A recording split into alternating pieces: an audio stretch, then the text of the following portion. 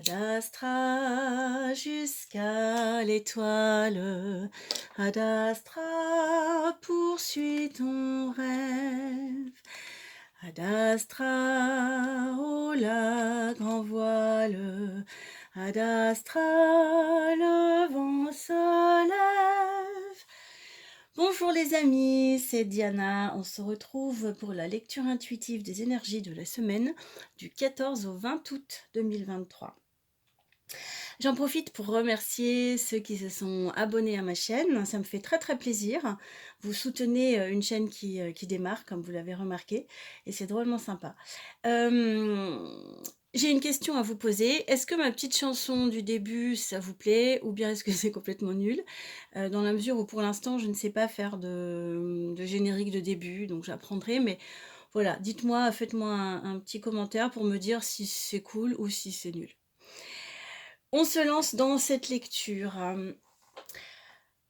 Alors, les énergies de la semaine, ça déménage. La lame 13, c'est la mort. Alors la mort, bon, ça ne veut pas dire que quelqu'un va mourir ou que vous allez mourir, c'est pas ça du tout. La mort, c'est un grand, grand changement. C'est un grand bouleversement, c'est un grand changement d'état et ça mène vers une résurrection.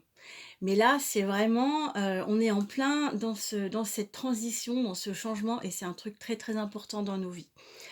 Moi perso, ça me va très bien. Je suis très contente d'être dans ce grand changement. Ici, les énergies qui nous aident, les énergies qui nous challengent et le conseil. Alors, ce qui nous aide, c'est le soleil. C'est une très très belle carte, c'est une des plus belles cartes du tarot. Le soleil, c'est tout bon, c'est tout positif, c'est de la lumière, de l'amour, c'est de l'énergie, de l'enthousiasme, de l'espérance. Enfin, on est dans une belle dynamique, dans de très très belles énergies pour avancer, réaliser ce qu'on souhaite. Donc, cette transition importante, ce changement important, ça va vraiment vers du mieux, ça va vraiment vers de la lumière, vers du bonheur, vers un épanouissement, vers tout ce qu'on peut souhaiter de positif dans nos vies. Ce qui nous challenge, alors c'est marrant parce qu'on a le soleil et la lune. Alors la lune, ça représente les émotions et ça nous parle de tout ce qui est un peu dans l'ombre, c'est-à-dire ce qui est tapis dans notre inconscient.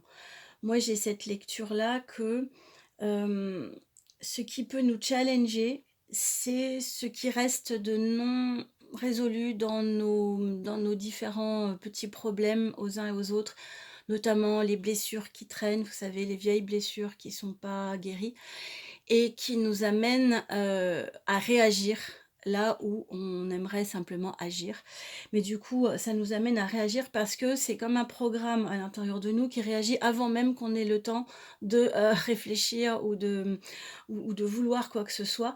Il y a ces systèmes de protection qui se sont mis en nous depuis très très longtemps suite à des blessures d'enfance, enfin des choses comme ça.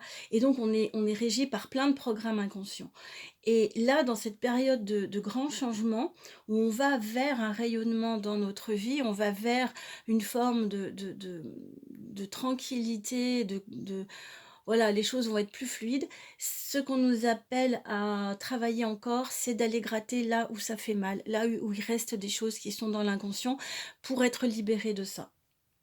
Alors, j'ai un petit conseil à vous donner, éventuellement un truc à vous partager, c'est qu'à chaque fois qu'on est qu'on est heurté ou qu'on vit une situation pas forcément confortable ou agréable, à chaque fois il y a un truc qui nous gêne en fait, plutôt que de blâmer, de trouver la faute, c'est la faute de l'autre, il a fait ci, il a fait ça, il m'a dit ci, il m'a dit ça, ou alors c'est la faute à pas de chance, c'est la faute à l'environnement, c'est la faute à la situation autour de nous.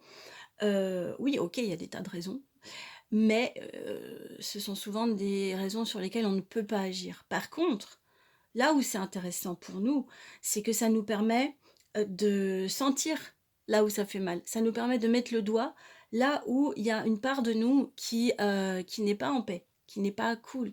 Parce qu'il y a plein de gens qui font plein de choses et ça nous touche absolument pas, on s'en fout, mais complètement. Alors que là où il y a des gens qui font quelque chose qui viennent toucher quelque chose de souffrant en nous, c'est utile de se tourner vers nous pour justement prendre, comment dire, rendre utile ce qu'on a vécu comme expérience désagréable à notre profit.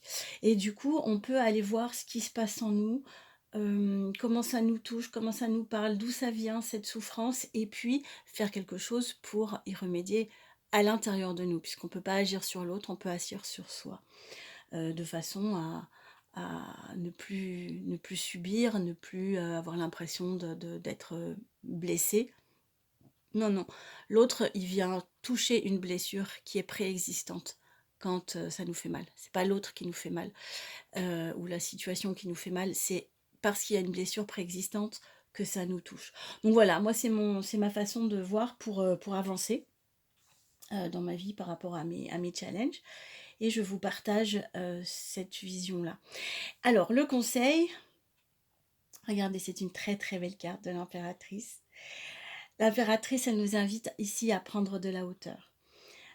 Dans le jeu de tarot en général, l'impératrice, elle va être liée à tout ce qui est abondance, à tout ce qui est souveraineté dans cette abondance, dans la féminité aussi. Et là, par rapport à ce que je viens de vous dire, cette impératrice, pour moi, elle est un reflet de qui on est profondément et de qui on est appelé à devenir dans notre relationnel et par rapport à notre vie, c'est-à-dire cette femme qui est assise dans sa souveraineté, elle est tranquille, rien ne l'atteint, rien ne lui fait mal, et elle nous apprend à prendre de la hauteur, à prendre du recul, à rester connecté à notre rayonnement et à ne pas être dans la réaction quand il y a des choses qui nous challenge.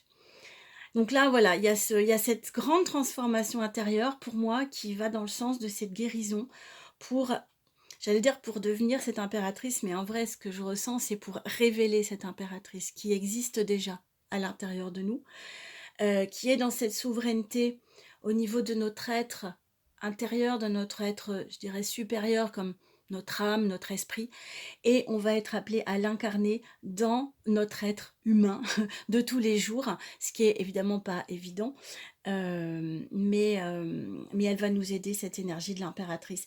Donc à chaque fois, ça revient à se connecter à soi, à son âme, à ses tréfonds, ici pour aller guérir nos blessures, ici pour nous connecter à notre rayonnement animique, notre âme ou notre esprit, et puis amener cette énergie sur la terre dans notre vie quotidienne. La carte